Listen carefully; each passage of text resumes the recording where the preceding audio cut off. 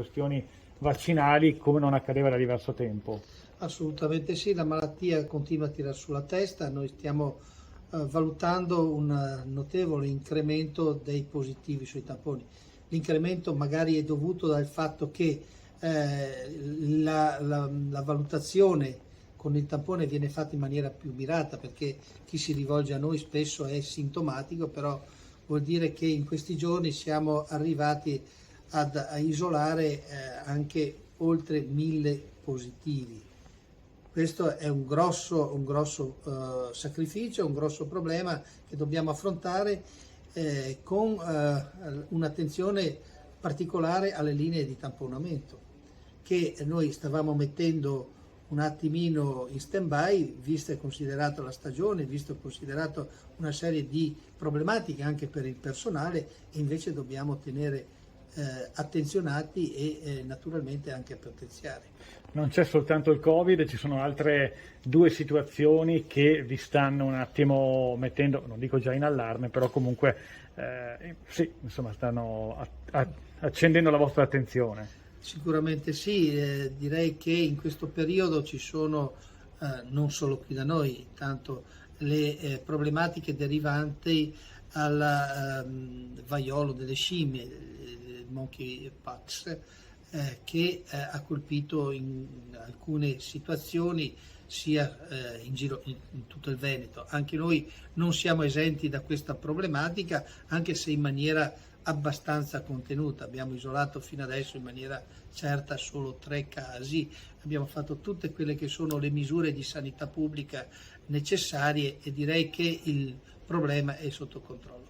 Riguardano un unico cluster o destinazioni diverse? No, riguardano destinazioni diverse, ognuno si porta dietro la sua storia, quindi l'indagine epidemiologica ha un peso notevole e le misure di sanità pubblica che mettiamo in atto sono quelle di conseguenza. Ecco. Come si trasmette?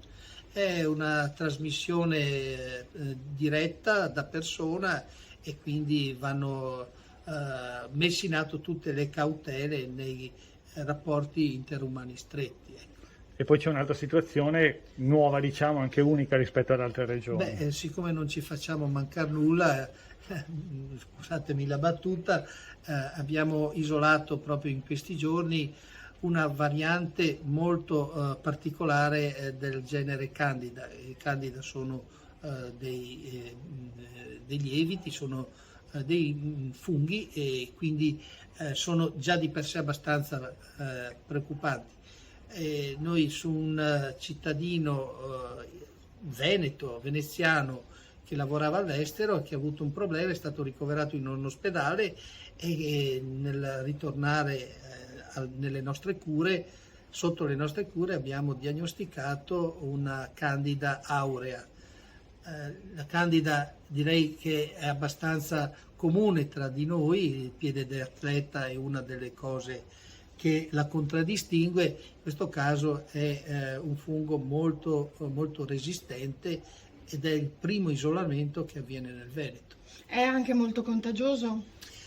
Come tutti i funghi, come questi funghi è contagioso e quindi anche in questo caso abbiamo messo sotto controllo il sistema, abbiamo messo in atto tutte le misure necessarie che derivano per controllare una malattia rara e pericolosa e quindi abbiamo tamponato il personale, abbiamo messo sotto controllo i locali, abbiamo isolato il paziente e quindi messo in sicurezza il sistema. In tutto questo c'è il caldo che sta arrivando, che anzi è già arrivato, l'afa e quant'altro, sta creando disagi ai pronti soccorsi del territorio, chiamate, insomma necessità di interventi ulteriori. Certo, anche questo ci appesantisce nel lavoro e qui vorrei ringraziare i nostri collaboratori che sono sempre disponibili e che fanno in maniera encomiabile il loro lavoro. I colpi di sole ci sono, accedono ai pronti soccorsi, si aggiungono alle altre patologie, quindi chiedo anche ai nostri cittadini di ricorrere a questi servizi solo quando c'è stretto bisogno, perché già i nostri collaboratori sono provati da 2 anni di pandemia e questo periodo dovrebbe essere il periodo delle ferie e comunque noi stiamo facendo di tutto per poter garantire il meritato riposo a tutti.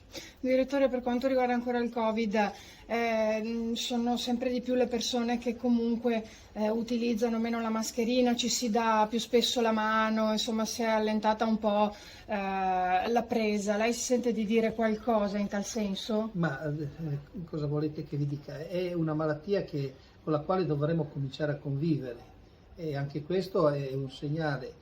Noi comunque ci atteniamo a quelle che sono le indicazioni che vengono date sui vari livelli di responsabilità. La gente sta cominciando a vivere, vediamo concerti, vediamo aggregazioni di persone, vediamo questo sicuramente facilita la diffusione della malattia e quello che forse in questi giorni, anzi sicuramente in questi giorni, stiamo raccogliendo sono proprio i risultati di questo, diciamo, liberi tutti avanti questo ritorno ad una socialità fatta di relazioni, fatte di contatti, fatte di aggregazioni e quindi la malattia si diffonde soprattutto con una variante che ha una capacità diffusiva altissima. Le terapie intensive?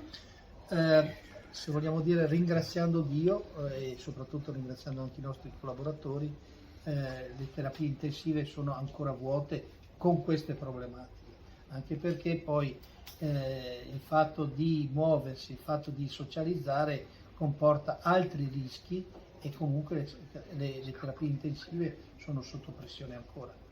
Incidenti, malori e quant'altro creano ancora problemi sulle terapie intensive. Perfetto.